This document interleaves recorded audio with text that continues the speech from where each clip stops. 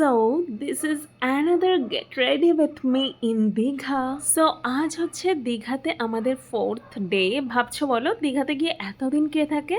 But yes, আমরা এত দিনই ছিলাম. সো যাই হোক, দীঘায় আসার আগেই আমি এই ড্রেসটা কিনে নিয়েছি. মিশো থেকে কিনেছিলাম. এটা একদমই কম প্রাইস, আর এগুলো এখন ভীষণই ট্রেন্ডিংয়ে চলছে, আর ফটো তুললে দেখতেও বেশ সুন্দর লাগে. যদিও জামাটার পেছন দিকটা অতটা দেখতে সুন্দর না. কম দামি জিনিস দেখতে একটু তো কিছু খুঁত থাকবেই না.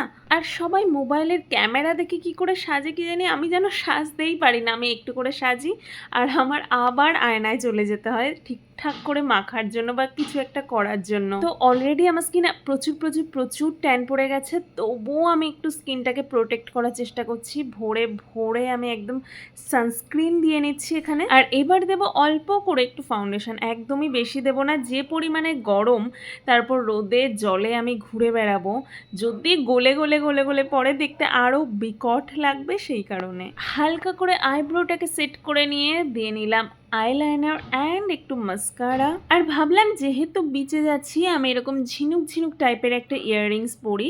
আর দেখো, আমি যে ক্লিপটা দিয়েছি ওটাও কিন্তু এরকম ঝিনুক ঝিনুক টাইপের, বাট এটা এতটা ভারী ছিল আমি বেশিক্ষণ এটা ক্যারি করে থাকতে পারিনি, আমি খুলে দিয়েছিলাম. তারপর চলে এসেছিলো এখানে শ্রেয়াদিকে একটু সাজুগুজু করিয়ে দিলাম.